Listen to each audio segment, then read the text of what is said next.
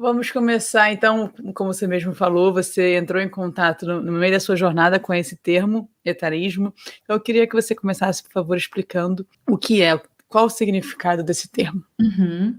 Então, em geral, os especialistas que trabalham, estudam etarismo, têm a tendência a responder que etarismo é preconceito ou discriminação etária. E é bacana responder dessa maneira porque é simples, é curto, né? Mas, então, eu acho bacana, já que a gente está aqui nessa oportunidade, de trazer o conceito completo. E o conceito completo envolve preconceito, estereótipo e discriminação. Então, eu vou explicar um pouquinho cada um deles, tá? Lembrando que essa explicação, ela vale para qualquer ismo, ela também vale para o racismo, para o machismo, ou para a LGBTQIA+fobia, ou, né, enfim, para qualquer outro tipo.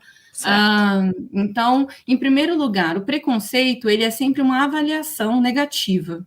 E a avaliação na psicologia, nesse caso, é sentimento, é emoção, certo? E é importante começar por ele, porque a gente sofre e pratica etarismo justamente porque a gente tem medo de envelhecer. Então, esse é o sentimento, um sentimento de preocupação, de ansiedade, de medo em relação ao envelhecer, né? Também conhecido como aí outro termo que é a gerascofobia, que é esse medo de envelhecer, que depois a gente pode falar um pouco mais sobre ele. Então, em primeiro lugar, vem o preconceito, que é o sentimento.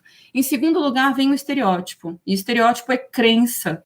Então, é como eu penso em relação ao outro, tendo apenas a idade como base, né? Então, se eu digo, é mais 60 mais, é lento, é devagar, é resistente à mudança, né? Seja um estereótipo negativo, que é mais comum, claro, em se tratando de etarismo, mas no caso também da conceituação do estereótipo, também existem estereótipos positivos, né?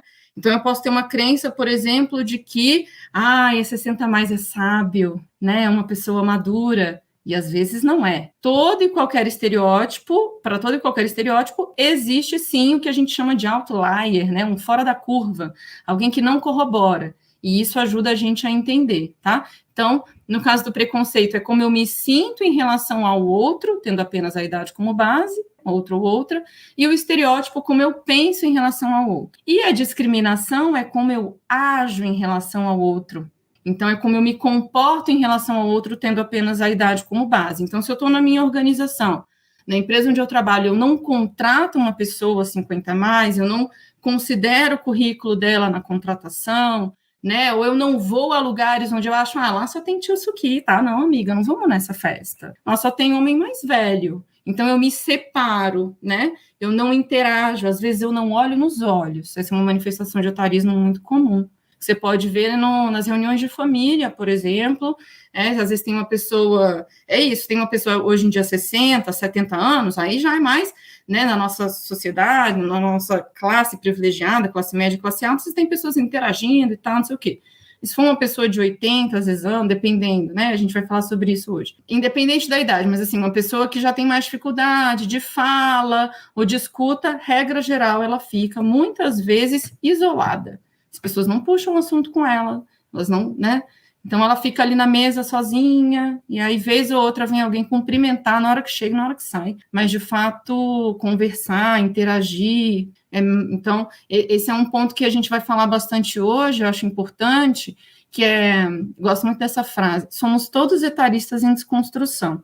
E a partir do momento que a gente entende que é um processo, deixar de ser etarista, assim como deixar de ser machista, deixar de ser racista, né? Porque existem as manifestações institucionais desses fenômenos, a gente começa a agir, né? E, de fato, a mudar paulatinamente.